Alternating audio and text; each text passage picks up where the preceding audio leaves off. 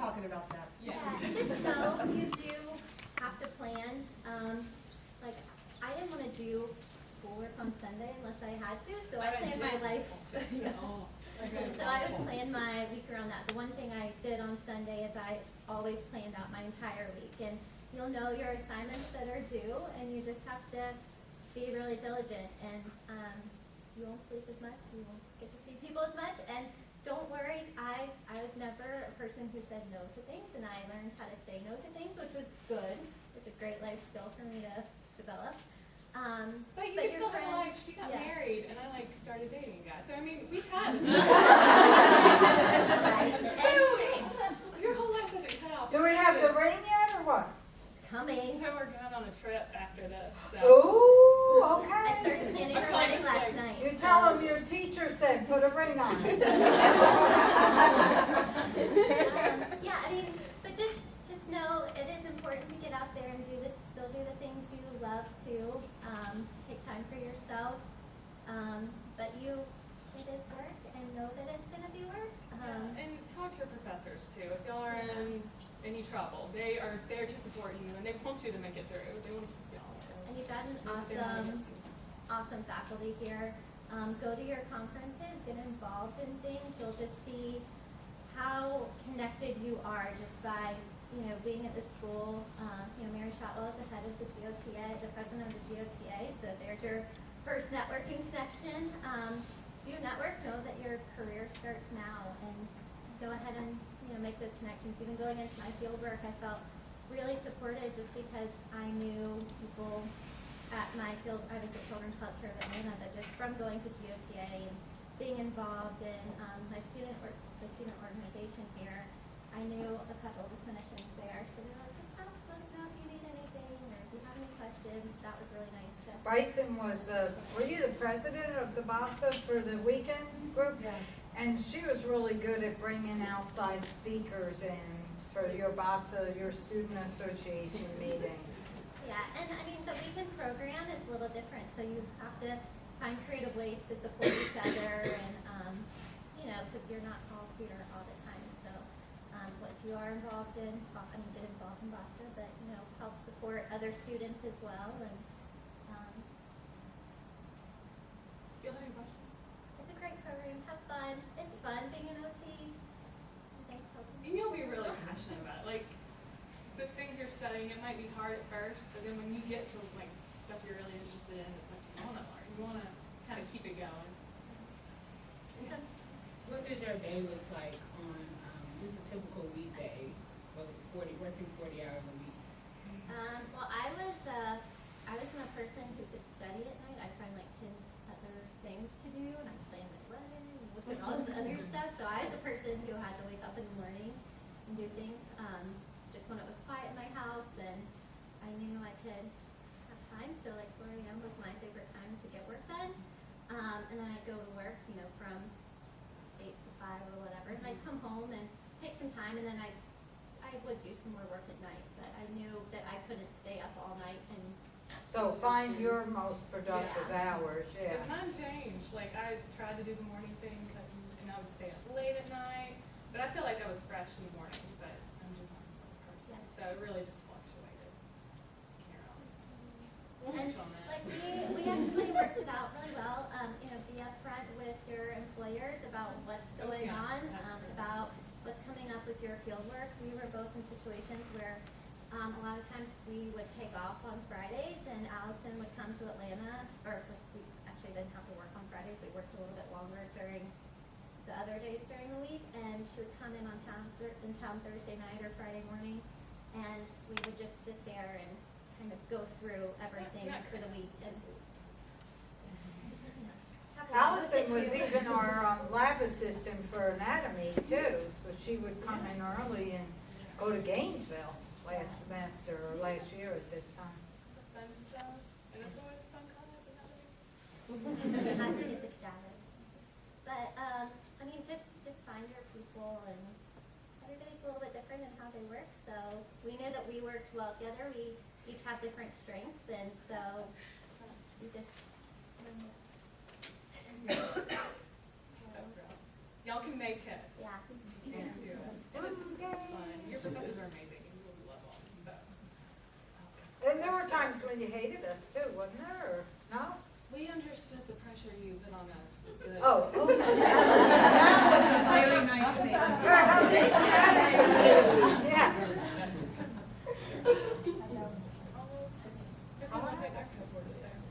Well, thank you. Grown up. Have fun at the rest of your boot camp. Thank you. We will. Give me a round of applause. All right, Mimi, Alrighty. do you need the projector or anything? I don't. Okay. Are you gonna need the projector, my friend?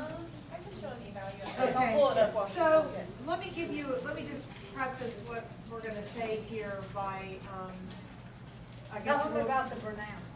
Oh, Brunel is pronounced Brunel, not Burnell or Burnu or Bernal or, and you will find that even after you graduate, people are gonna say, where'd you graduate from? Burnell. Oh, really? You went to Burnell? That's really good. My father-in-law still calls it Burnell. So, Burnell, look at, does anybody know what Burnell stands for? BR. I can't remember the whole thing. Gold is the now, AU. I mean, It is, the AU. And Bren, what? Bren Bren, means in Latin, Is it fire or? yes. fire, yes. I don't have prizes. Oh, wait, I do have prizes. We have when pigs fly. Really? When people fly, people will understand the name now. Give it to her. Who do you want to give this to? Give somebody a She point? can give it to a new friend. Here's a when pigs fly. All right, so here's a caveat for today. You guys have gone through an awful lot to get here, and we really truly understand that. You have entered into high competition, to be part of this cohort, so congratulations. And the competition ends here. I hope that you've been able to see from these students that you really do become a family, and you will count on each other for support. There will be tears, there will be laughter, there will be anxiety probably. There will be like moments of craziness, we all have them. So just kind of sit with that for a little bit. You're getting a lot of information and you may feel a little bit on overload. Anybody feel a little bit overwhelmed right now anyway? Okay, so that's pretty typical for coming to orientation. So we anticipate that some of this stuff, maybe a lot of it you won't remember.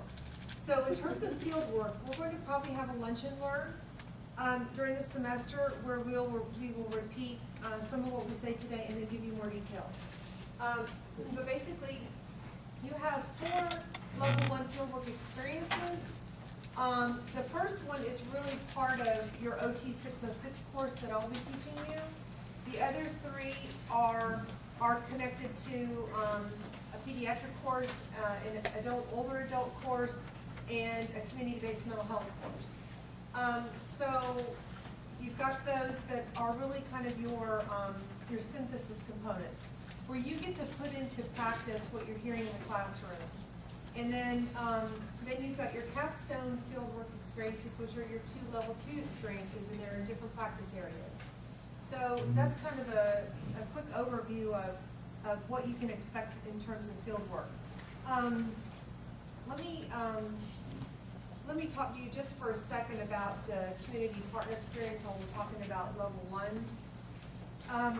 The mantra for the first semester for your OT 606 course and your community partner experience is, it's not about me, it's about them. Them being your client, them being your patient. We are going to really sit back and figure out what the journey of a client looks like. And so you will be partnered, and this is going to bring a little bit of anxiety. You're going to be partnered with somebody in the community that has some type of disability. And it's going to be your job to find that person. That's the anxiety part. So I'm going to try to help support you through that. I'm going to give you some information on the front end that will help you understand it a little better. I've got I've got kind of a participant introduction letter, and I'm going to be sending you some emails out before the semester starts, so you've got a heads up. basically what you're gonna do is, you're gonna spend a couple of hours a week with somebody in the community and just spend time with them, walking kind of the journey that they walk every day.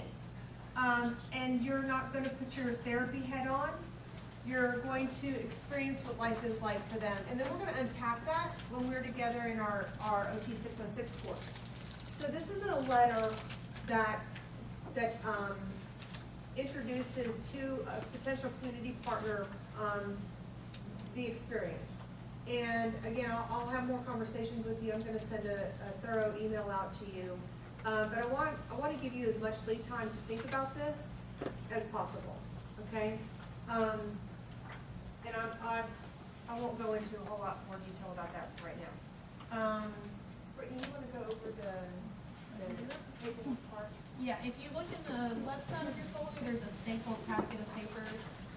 Starts off with the acknowledgement of the received handbook. And you guys all got your handbook this morning when you got here, correct? Okay, so that's basically what this first form is saying, is that you have in fact received a handbook. And part of this, that's not on this sheet, at the beginning of next semester, you'll receive instructions on how to complete a handbook quiz. It will be open book and everything, but we just want you to make sure you're familiar with everything in there and understand all the policies, etc. Just while you're signing these, just keep them stapled, and when you're done, just leave them all on the end of the table. It just makes my life easier all the time to pick them up. On the second page, we have, it says at the top, workers' compensation, medical benefits, liability. Basically, this form is just saying that while you're a student at Brenau, while you're out on fieldwork, etc., you are not an employee of any of the fieldwork sites that you attend. So basically, you have your own medical insurance coverage, you have a university policy that's liability coverage, etc. And on the third page, you have a release of student information. So basically, this is a couple different things. It gives me permission as the fieldwork assistant and the fieldwork team as a whole to release your health documentation, et cetera, to your different fieldwork sites. It also allows faculty and people like admin staff, myself, Summer, Tiffany, to provide your email to another student or another faculty member who may need it, basically stuff like that. The next page is a photo release. As you see Mary snapping some pictures and at different lunch and learns or boot camp, whatnot, anytime hands-on stuff is going on, there's likely to be pictures taken, and this form is basically saying we can use those photos on the website or on promotional flyers, things like that. And moving on over is the background check acknowledgement form. And basically this just states that you understand that you're required to have both a background check and a drug screen. Also in your folder, I believe, and I'll also email it out to you all, is what's called an Advantage Student Info Sheet. And this is the company that we require you to do your background check and drug screen through, because many fieldwork facilities, it's just easier for us to share it electronically versus outside organizations. The cost and everything is detailed on the sheet as well as on the website, the ordering process. It'll kind of prompt you to complete your program, that way you know you select all the right things. Flip over next is the fieldwork travel agreement. This is also mentioned in the handbook, but basically says fieldwork placements can be up to 90-minute drive from your home. Janine, Marcy, and Charles, who are the three academic fieldwork coordinators, work really hard to try to get you in the area you want while being sensitive to your time, but sometimes it will work out, and depending on where you live, especially, the facility might be farther rather than closer. Additionally, on this page, it talks about just make sure you understand that you'll have to kind of budget out for finances. You know, you'll need that full day off of work. You might be required to buy scrubs if you're in a hospital setting. You might have to pay for parking. They might want you to pay a few bucks for a name badge versus your Brenau name badge that you'll receive. So just be prepared for those little expenses to pop up. And maybe even that second background check. Yeah, some facilities like Athens is a good example. They have their own provider called PreCheck. So if you're ever placed there, you know, for a level 2, you'll have to again have another background check for them. So it kind of depends on your facility. So just always keep a close eye on your email. Can I say something while you're on that page? So planning financially, particularly for those of you who are working, you must have 1 day per week available to do your level 1 field work. And that will start this first semester because you've got to have time with your community partner. Now, this first semester's different than the other semesters will be in that you are in charge of kind of coordinating with your community partner when you're going to meet up. there may be a little more flexibility regarding, meeting on a weekend or meeting in the evening. However, if your community partner is not available except during the day, it's critical to both your foundations course and your OT 606 course that you have that meeting time, because you've got presentations around them. So just know if you're working full-time, and if you foresee any conflicts or hiccups in your schedule, please come and talk to me, and I'll help you kind of work through the process of figuring that out. But you've got to go ahead and plan for that 1 day a week for your level ones. Okay. All right, if we flip on over, the last one is the review of essential functions. You have to have that a little more, I suppose. So when you come into the program, there are what we call essential functions of being an occupational therapist. And when you get your handbook, there's a section in there that will go into more detail. But basically, it talks about what it takes to be able to perform as an occupational therapist. Now, some of the essential functions differ from practice area to practice area. For example, you might, me working in a NICU, lifting is not a huge requirement for me. My patients are 4 pounds and under typically, so I'm pretty good with that. You put me in an acute care setting right now at my advanced age, I may not be able to lift some of these patients. I can tell you I can't. So there are essential functions. That's an example of an essential function of a particular practice area or a site that you have to be able to meet as an occupational therapist. And there's a lot that goes into that. And I don't know, Mary, did you touch on that at all? Okay. So this will start to kind of unfold for you as we get in. I don't want to get overwhelm you with so much information, but that's kind of essentially what essential functions are. And like I said, as you review those, before you leave today, just sign them all, leave them on the ends of the table, and I'll get them uploaded to your electronic student files at some point. The next sheet I want you to pull out is a 2-page, or a 1-page front and back. It says e-value requirements on the top. Upload. Mary, how do I get this to Charlotte? Here.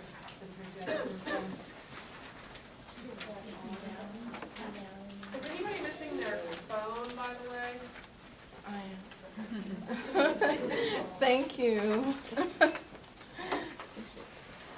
Okay, so while this is warming up, I'll go ahead and talk to you about this. I just want to give you a little idea of what the website looks like. These are all of the health requirements that you will be uploading to what's called eValue. It's basically our database, and it's also where your evaluations for your fieldwork will be done, but we'll get to that another point. But basically on this list of everything you need to have uploaded, I will email you all. Following orientation, I will get your account set up, then I will email you instructions on how you will upload these, as well as concrete deadlines, because you'll notice there's no actual deadlines for uploading here. So for example, CPR, we typically give you a little longer for that since you have to take a class. But you'll notice it has to be the American Heart Association, BLS. It must be an in-person course only because a lot of fieldwork facilities don't really like to take the all online, so better safe than sorry. Yeah, go for it. You're already certified, I just got certified last month, and then in-person class. Mhm. Does that suffice for the CPR? As long as it's the health, BLS for healthcare provider, yeah, as long as it's the correct certification. And I can look at that up for you to make sure. I have mine on that. Okay, yeah, I'll take a look at them. That's done every 2 years. Background check and drug screen is a one-time requirement through Advantage students with the caveat that you may be placed at a fieldwork facility that will require an additional background, or some school systems require fingerprinting. There's always stuff like that. But again, I'll always give you notice of these things in plenty of time, so you can submit them before you start. The physical exam is a yearly requirement, and I'm not sure if there's a copy in this packet or not, but there's a student, okay, there is a copy. It's called the Bernal Student Help Form. And this you can use to take to your physician to just get your physical. It's a really quick way to list out your immunization records on one page. And once you can just upload that, you're good. One caveat, I know you're all the weekend students, but for those local especially, if you use that form and you take it to the Gainesville campus, they will actually do, with an appointment, free physicals and TB testing for now students, because that's something that you have. So even though you're in Norcross, take advantage of that if you have the opportunity. Which brings me to the next thing, TB skin test. It's a 2-step where you'll go in, You'll do the test one day, go back in 3 days, get it read. If it's negative, you're good. If it comes back positive, you'll have to do a chest x-ray that comes back negative. Hepatitis B, not B, B. You'll either require to have all 3 immunizations, like proof of those. If you don't have the ability to get proof, you can do a titer, which will show immunity to Hep B. Same with MMR. You can either do the 2-shot series or you can do a titer. Chickenpox, we still accept a history of the disease as acceptable, but from my experience in just the 1.5 years that I've been here, more and more facilities are wanting the titer for varicella. So again, might be just save you some time and go ahead and knock that out. Tetanus or the Tdap vaccine, either tetanus shot in the last 10 years or the adult dose of Tdap, like a booster. Medical insurance card, you're required to maintain your own personal medical insurance, and like I said, we provide the liability coverage while you're out on field work. Flu shot, you guys won't have to worry about this for a while, but it's not a requirement of the Brunel program, but between October and March, many facilities require it anyway, so it's just kind of something I encourage students to think about. And then you have your memberships. AOTA, the American Occupational Therapy Association, which you probably know, is a required membership. And I believe it runs from the date you order it to a full year. So if you order it today, it will be good until this day, 2015. GOTA is the Georgia OT membership. And I just always like to warn students, especially since you guys started January, it runs on a January 1st to December 31st activity, regardless kind of when you order it. So kind of keep an eye on that between now and when you start. Make sure you get it for the next school year. And another thing about that, since so many of you are from out of state, you're welcome to join your state organization, just because it makes sense, you know, if you want to be active in your own community, but just upload proof of that as well. This is eValue, and this is what a student view would look like. But basically, some of the first things I'm going to ask you to do on this will be to upload the documentation as you receive it, which will be done. You'll get visual directions as well. This is all your contact info. We'll ask you to put in, oh, this is really important, okay. We'll ask you to put in your home address and everything, because this is where the address we would use to place you for field work. So some of you you put in your Jamaica address, we're gonna think, all right, we need to look for something out of the country. And that flight to Jamaica once a week is going to be expensive. And so I will bug you guys countless times throughout semester for both health documentation and to make sure your address is updated. But just always keep that in mind if you ever move from city to city or anything like that. Make sure that gets Can you updated. give an example, Janine, of what happened a couple times? Well, you know, you have a permanent address probably, and then if you live out of state or out of area, you might have a local address where you're living. And we had some students that forgot to update their address, and we already placed their fieldwork sites. And so they had to drive a pretty considerable distance to get to their level 1. Now they understood totally that this was a situation where they had to do it. The challenge with us, like, you might think, well, why can't you just change the site? You find out where we live. Maintaining a relationship with our fieldwork sites is really, really important. And there are a lot of universities that send their students to the Metro Atlanta area. It's kind of a melting pot for a lot of places. I just got an email yesterday from a university in Ohio wanting help with placing a student in an acute care setting. And so there are always reasons why we say something, and we really try to tell you as early on as possible, and try to give you enough context to understand why that's important. So just be very, very mindful of your address that you put in here. It has happened before that we place students elsewhere, and we don't want that to happen to you. And if you've got a question, certainly just call us and ask us and say, hey, I can't remember blah, blah, blah about uploading my immunizations and I've got this, or my address and I've got that. Or the other thing is, there's a place where you can list your interest for your level 2 fieldwork placement, because when you do your level 2 fieldwork placements, you may be interested in doing them elsewhere besides where you're living currently. And so we want to know where that is, so we can start now in placing your level 2 fieldwork placements. Okay. Again, this is a lot of information. we're gonna have a lunch and learn and talk about this some more. So you'll get plenty of emails to guide you through from me. Select a home address, permanent address, that's an extra. Here's the level 2 address you were talking about, the field that we've added, where like, for example, someone could just put Chicago for my second level 2, because you maybe want to do your first one here to be close to faculty for support, but you feel confident your second one, you can be fine. Moving on from personal contact info, under my profile is where you upload all of your immunizations and certifications. And this is a test student, so it's a little crazy.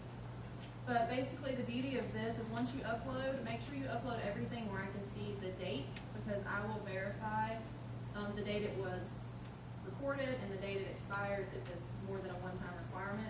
And that e-value is wonderful in that it will email you automatically reminding you when things are due. That way I don't have to do it. And it will also email me as things get uploaded now, so that I'll know, And what's the consequence if they don't load that stuff up? If you don't load that stuff up, you pretty much don't get to go to fieldwork. If Emory calls me and says, oh, I need student A's hepatitis records, and you don't have them, they're not gonna let you on their site until it's either taken care of or they'll risk just canceling your slot altogether. So get those uploaded as soon as possible. Like I said, I'll send you guys out an email with some detailed concrete dates and even some suggestions if you'd like as far as where some good CPR in the area is and stuff like that. But I'm always available by email. We recently got updated phone numbers, so when you get my email, you'll see a highlighted cell number on the bottom. Save that, text me, call me whenever. That's my fieldwork phone, so I'm always here to help. And just let me know if you have any questions. Like you said, that's a lot. It's probably just like a ton of information. But a lot of these are one-time requirements, so don't be too overwhelmed. Once you get them, you're good to go. And I put my phone number up here. I had to look at what my new phone number is on the back phone. So, here's my cell phone number and my email address if you've got questions, okay? So, for the TB test, I always test positive, so I always have to get the chest Chest X-ray. X-ray. Can I go ahead and just send in a chest X-ray and Yep. skip the test, or do you need documentation of a positive test and then The chest X-rays, and I think what they're good for 10 years, and once you get a negative chest X-ray, so should be good. Any questions? Yes. Where do we get the titer? When should you get the titer? Where do we get that? I think any PCP's office, maybe an urgent care, I'm not sure on that end. Primary care. Primary care is where most people tend to go. Any other questions? If we already have a TB test for this year, I have to one to start tech job. Can we bring in proof of that, or do we need to get another one done? That one, what's the date on that? If you It know? was June. June, so that one would be good through next June, but since you'll be doing your first field work, we'll start in May, I believe. Fall. Oh, it won't be till fall? Oh, Yeah. it's their weekend, so you'll need another one before that almost, does that make sense? So Yeah, so just by. it's every year, so by next June, Okay. yeah, and so mine's from not that gonna be point, okay. you kind of have to take fieldwork into account, so even if it expires in the middle, you want to update it before, if that makes So sense. that's really important. That's why we're kind of thinking about the times. Look at when you have your level 2 field work, or level 1s too, but you don't want your physical to expire while you're on field work because they'll send you home. Right. So, we're not gonna track all that stuff. That's certainly something that you're able to track. Just make sure that everything stays current, and you might look at that in relation to your level 2s if you haven't had a current physical or something, so. Any other questions? Awesome. So I'll hand it back over to Mary. All right. Good, I just finished my orange. Good, good timing. We need to do another door prize. Oh, man, give me a category. Music. People from Ohio. Oh, that's hard. Where are you established geography? What about most Okay. brothers and sisters, since we did most kids? Oh, most siblings. Okay, who has 8 or more siblings? Okay, who has 7 or more siblings? No? 6? Oh, you got 2, all right. Yay. Get a chip clip, you get a rainbow brain. Ooh, yay. All right. Okay, so I kind of want to minutes, it's only 12 slides, go over the curriculum. Like, what are we about at Burnell? Now, you came to school to like learn some skills, didn't you? Like bully dynamite, right? The nunchuck skills.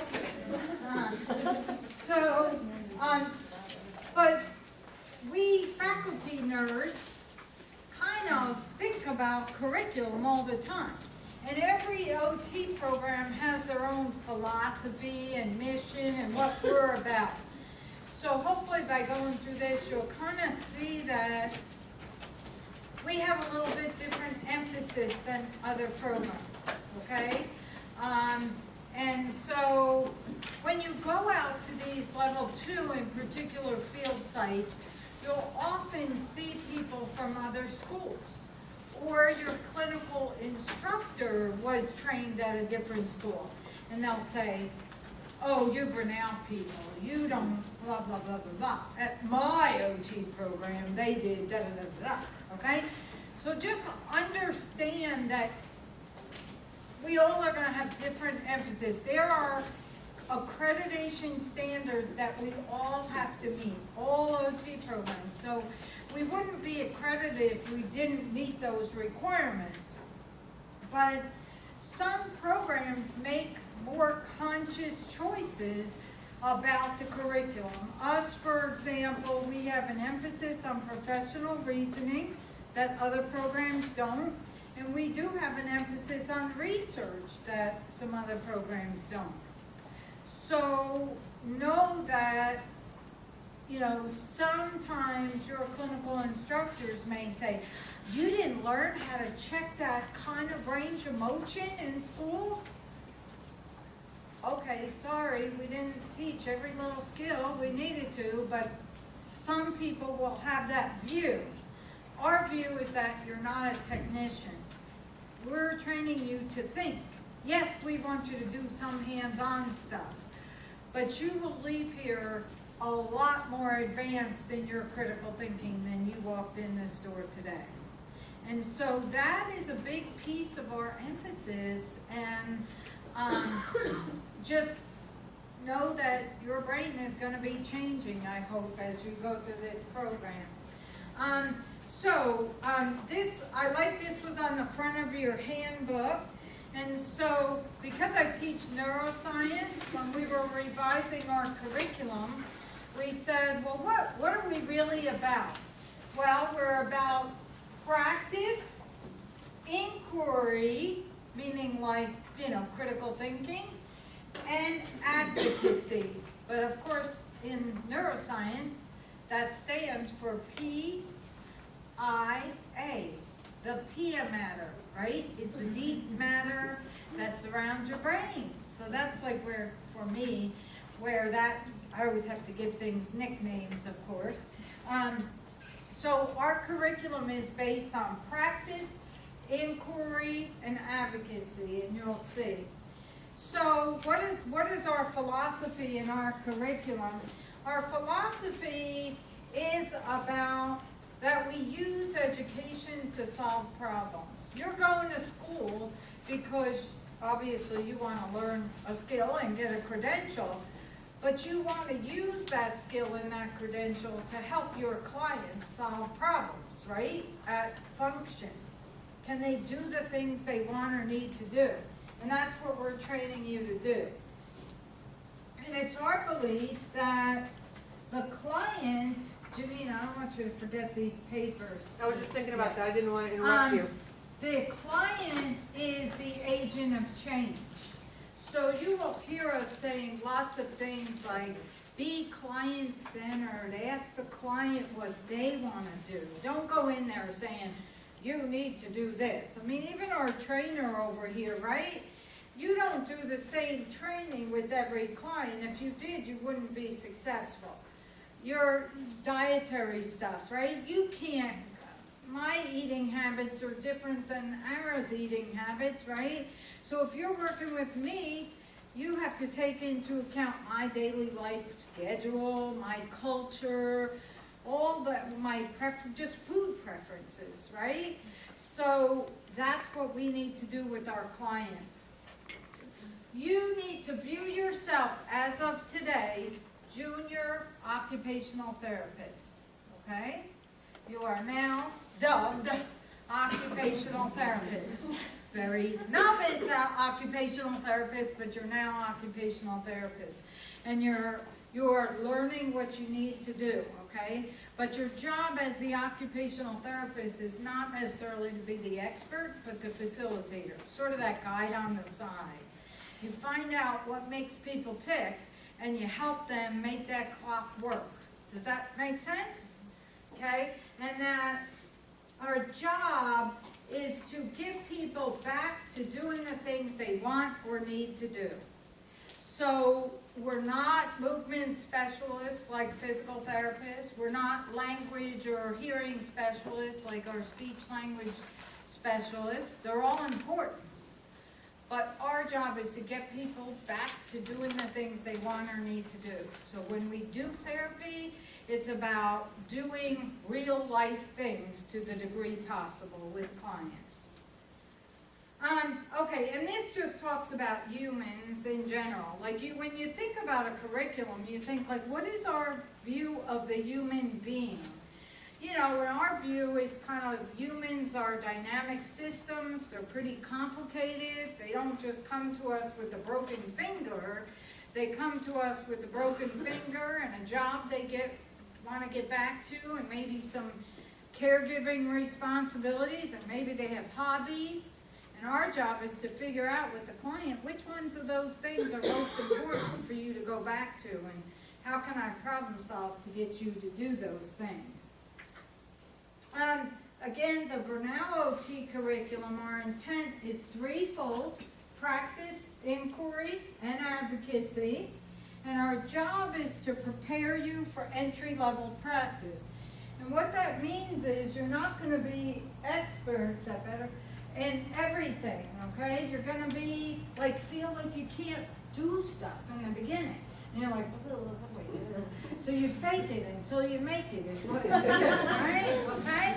You kind of go in there and you say to your clinical instructor, well, I'll give it a shot. This is what I know, but here's where I'm going to need help.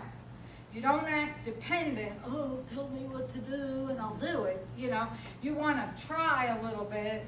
And the same thing with us as teachers is you come to me and you say, rather than saying, what do you want on this assignment? It's like, I gave you the friggin' rubric. And I'm trying not to say that, but that's what I think in the back of my mind, okay? So you come to me and you say, hey, Shotwell, on that assignment, I've done this part, and this part, but I'm struggling with this part. That shows me that you've done your thinking before you come to me. So you're going to do the same thing with your clinical instructors at fieldwork. You're going to do the same thing with patients who you don't know anything about their diagnosis. So, you know, you're going to encounter situations where you don't know things, but you're going to use what you do know, right? So, well, I don't know about ALS, but I do know about Guillain-Barré, and it manifests this way. And you use that knowledge to transfer to the new thing you're learning about, okay? So we're not expecting you to know everything, but we're expecting you to advocate your existing knowledge, knowing that each of you has different levels of knowledge, okay? So in this curriculum, you had to take all these prerequisites that Nancy checked off. Do you have this course, and this course? And we have a reason why those courses are required, okay? I will say what we do know nationally is that actually the lab science courses, biology and chemistry, are actually one of the best predictors of passing your national exam. It kind of doesn't make sense to us, but that's what we know statistically. And the other thing is GREs. You know, this school does not require a GRE. You know, it's a mixed bag. They don't predict success in an OT program or passing your credentialing exam. So that's why we don't require it. But the GRE is a good test for critical thinking, so, anyway, but you didn't have to take it, yay. There are 9, in your program, there's 9 semesters. You got a little sheet in there that lists all the courses. And I don't know about you, but when I was in school, for any curriculum I was in, about halfway through the semester, when I was sick of the courses I was in, I always said, what's coming next? What's next? Because I wanted to have something to look forward to, right? So look at what's next when you're in the middle of the semester and you're hating all the courses you're in and you're like, why did I sign up for this? You know, you may experience in that. I hope you don't, but you're normal if you do experience that. We do have 5 evaluation intervention classes, 4 or kind of 3 to 4 level 1 fieldworks. And Janine mentioned the community partner experience, and I think she'll be giving you more instructions. But basically what that experience is meeting with a person with a disability every week for about 12 weeks, right? And so be thinking about in your area, for the people who just moved here, you might need our help. Okay, so you're gonna email Janine, say, I just moved here, I need some help finding a community partner, okay? And we'll help you. But the people who are stationed where they're at, find somebody in your community who has a disability who can communicate about that disability. So it can't be somebody nonverbal, really. So it could be somebody who's living with a spinal cord injury, a stroke, a brain injury, Parkinson's. Some good places to go to find these people, if you like don't have exposure to anybody, is a church, like some kind of health ministry through a church. Maybe Meals on Wheels, they'll have somebody you could go visit with. A senior center maybe. You know, any agency in your community that deals with people with disabilities. Maybe a group that deals with people with developmental disabilities. But again, make sure the people can articulate what it's like to live with a disability, because that's what you're learning. You're gonna be like just learning what it is like to do ordinary things. So with these people, you might go out to lunch with them. You might go bowling with them. You ask them what they want to do. And once a week, you do something with them. Yes? Can you work with adolescents or children if you have the parents? Not children. Okay. No, because the kid can't really articulate. Okay, So- adolescents, can you do teenagers? Does I that think- have to be adults only? I think you probably want to check with Janine. Okay, I Okay. just asking to try to. I think the preferred is adults. 16 and above is my 16? understanding. 16 and above. So, but again, it should be somebody who can articulate what it's like to live with a disability. Does that make sense? Because we want you first to learn. These are people first. These are not diagnoses. And, you know, it can be real, if you're in a hospital setting, you're very clinical about it, and you don't see them in their daily life struggles. And that's what we want you to see is, oh, wow, it was really hard for them to go to a restaurant or go to a movie. It wasn't even accessible. Oh my gosh, how does this, no wonder this person stays home all the time. Does that make sense? So that's what we're wanting you to do for this first community partner experience. And then in your professional reasoning class, you'll each do a case presentation on your partner. Okay? Janine will give you more on that. You have 4 professional reasoning classes, 2 advanced practice electives, and toward the, when you're in your level 2 fieldwork, there's something on your thing that says APE or advanced practice electives. Those are the only 2 options you get in the whole curriculum. Everything else we prescribe. So we usually put those out maybe a year ahead. We say this next year, these are the courses we're offering. we'd like for you to take those a little bit later in the curriculum, but I'm just gonna put a plug in now. Each year we do some international classes, so we're going to, we go to the Yucatan, and this year we're doing 2 classes there, and that would count as an advanced practice elective. Additionally, those advanced practice electives, we are trying now, because we have, like you guys, from out of area people, or people who are doing their field work out of area, we'll always offer a couple that are online. Plus, like some of the other classes at Brenau are online that are graduate classes. So Denise, remind me that your graduate gerontology classes would count as electives for you, girl. You got 2 classes done. Woo! Yay! All right, you're one step closer, Denise. Anyway, so if you have graduate classes elsewhere and you want those to be considered as your electives, talk to me about it, okay? But Denise, I would highly recommend that you audit 2 of ours. And to audit a class is $250, so that's a lot less than a whole 3-credit class. But then you can write it on your resume that you have some advanced practice coursework, okay? And then lastly, we have 7 research classes, and you will write a thesis. I don't know if you all know this, and you'll do it in groups, okay? And we'll start you in your really evidence-based practice, but I think it's your 3rd, I don't know when it is for you guys, but it might be your 3rd or 4th semester is when you start that thesis process, so it's a little ways down.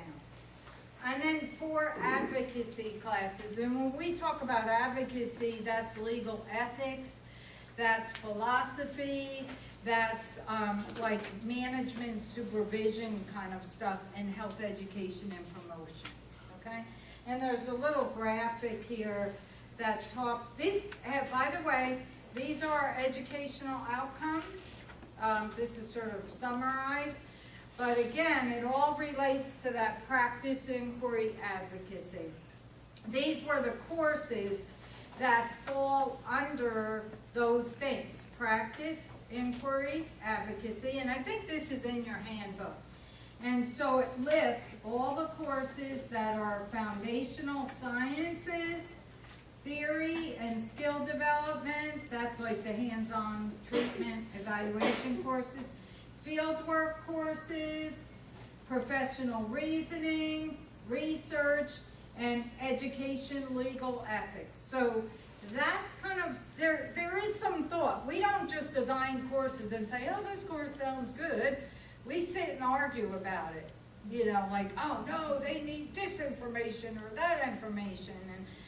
And our curriculum works. I mean, we have a good pass rate. People like our graduates, so we're thinking it's okay. So, but we also want feedback from you on an ongoing basis. What's working, what's not working for you, okay? This concept of situated cognition and communities of practice is a big part of our curriculum. So situated cognition is basically that we give you as real life as possible ways to activate your knowledge. Well, obviously that's fieldwork, that's that community partner experience. That's doing experiential things in class. That's group work. Things to try to get you to activate your knowledge. That we don't expect that we're going to teach you, and then somehow magically at your level 2 experience, you're going to make it all work. So we want you to activate it and have real life practice along the way. So we'll do, even when, like in neuro, it's only your 2nd semester, well, in kinesiology, we'll be making you write documentation notes when you really haven't seen any patients yet. Does that make sense? So we're gonna try to start making you practice stuff before you have all the information you need. Because you'll never have all the information you need, right? We're all learning all the time.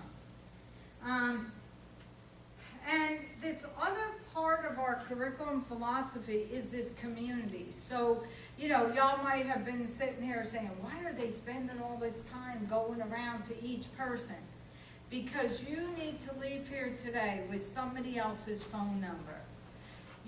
I'm not saying you're not gonna make it through the program, but you will make it through the program easier if you find a friend and you have a community. It's not just the community here, but the OT community at large. You will find OT is a small world, so be careful who you piss off, guys, okay? You know, you will encounter people. A funny thing happened. One of our students actually went in the military in a doctorate program, and her first assignment was where? Hawaii.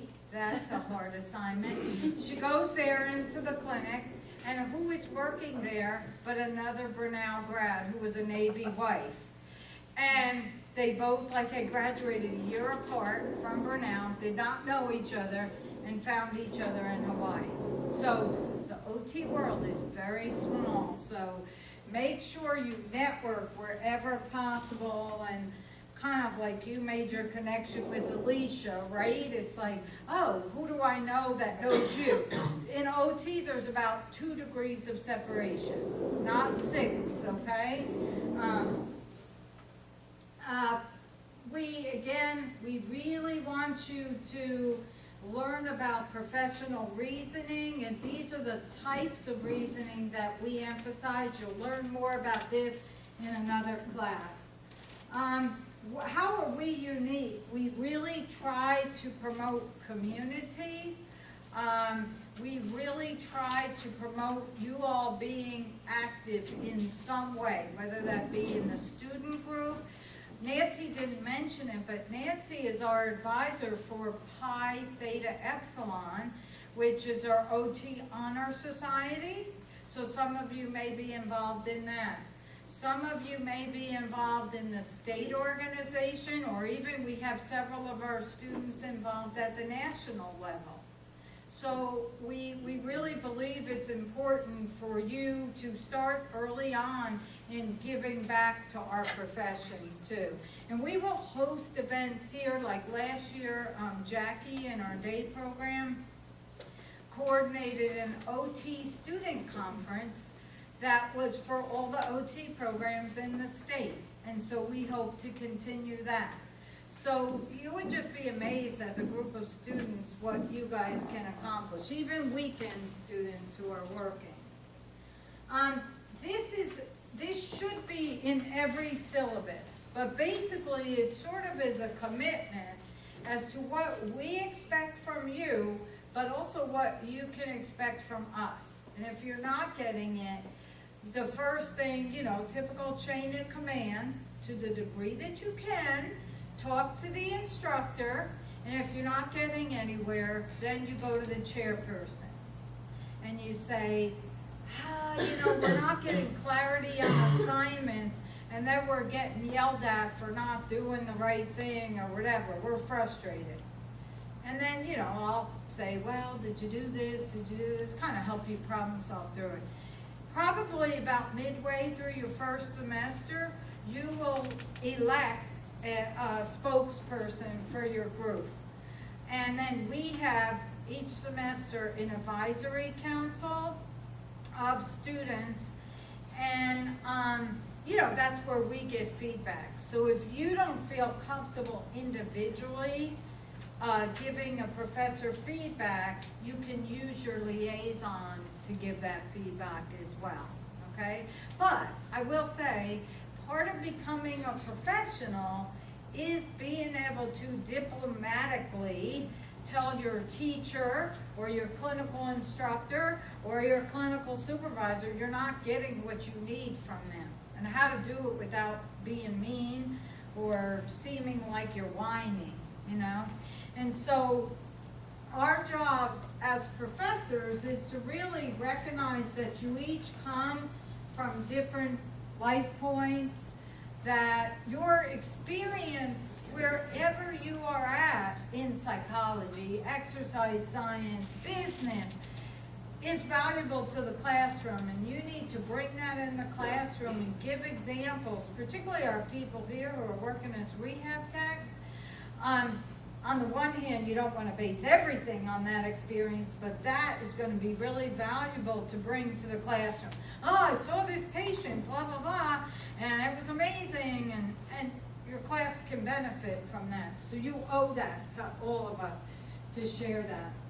Our job is also to facilitate discussion, problem solving, collaboration, to treat you with respect, and vice versa, you with us. So, you know, like certain teachers are going to be real ticky about cell phones in the classroom.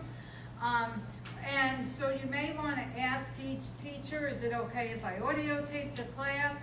If you are a person who kind of zones out when people are lecturing, you may want to tape every class.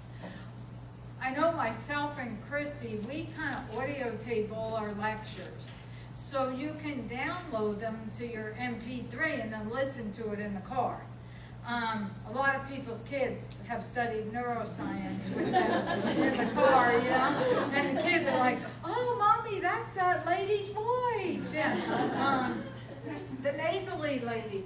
Anyway, so, you know, do what you need to do to manage your electronics. You are allowed to miss one weekend, and it doesn't kind of, I won't say it doesn't count against you, but if you miss a second weekend in a semester, you're at risk for being dismissed from the program. So you need to figure out, if you're going to be absent for somebody's wedding, you better not be sick the rest of the semester, okay? So just really think about those one absences, and I would really keep them to an absolutely necessary kind of thing, if you have to be absent. And if you are absent, you need to kind of treat this as your job. We're your clinical supervisors as instructors, so if you're going to be out, each of your professors needs an email saying, hey, this is Ron, and you know, I've had a family emergency, I won't be there this weekend. Is it okay if I Skype in? Is it okay if Ara Skypes in for me? Some teachers will be fine with that, but others find it kind of distracting that she's up here turning the iPad and following me around. Do you know what I mean? So do not view Skype as really a good option if you're absent, but it certainly will get you sort of like you tried to be there kind of points, you know? Personally, in my class, I take 5 points off the top, no matter why you're absent. So you could still get an A in the class if you got a 95, right? But I just treat absences as kind of like not acceptable. So, but I know life happens at the same time. Does that make sense? I know I'm talking out of both sides of my mouth here, okay? So my point is, try your level best not to be absent at all. If a teacher, this is where we are bad, and you need to hold us to the fire.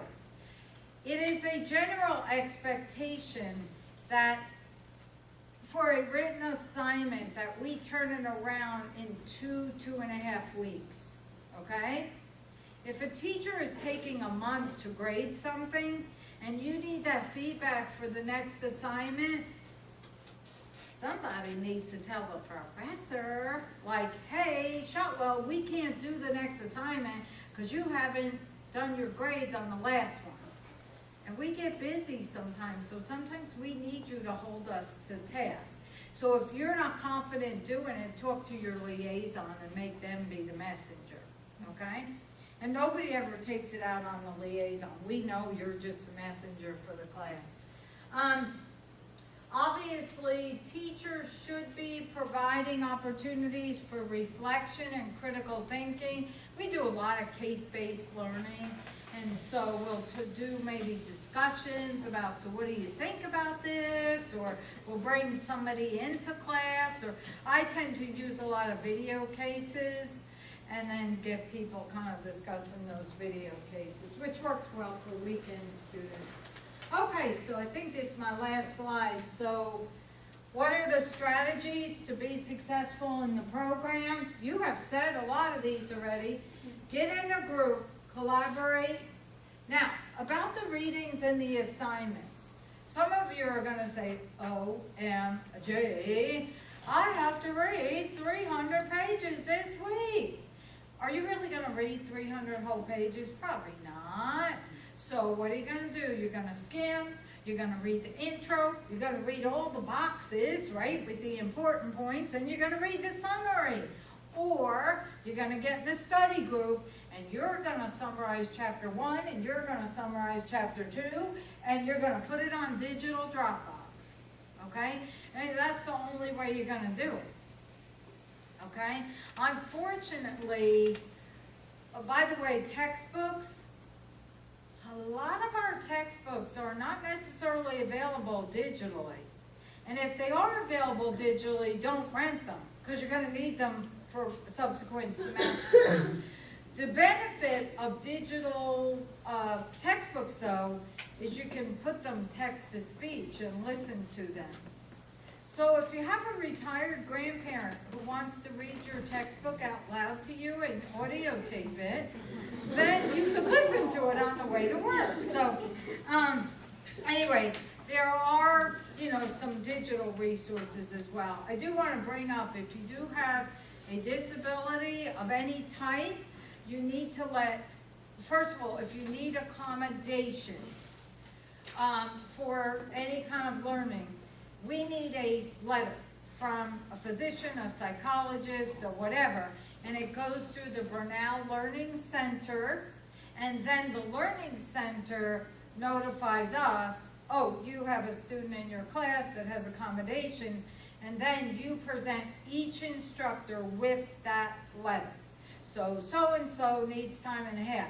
But if you have those accommodations, don't assume that one semester to the next your teachers remember.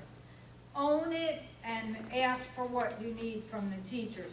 I will say every cohort has a student who gets diagnosed during the OT program.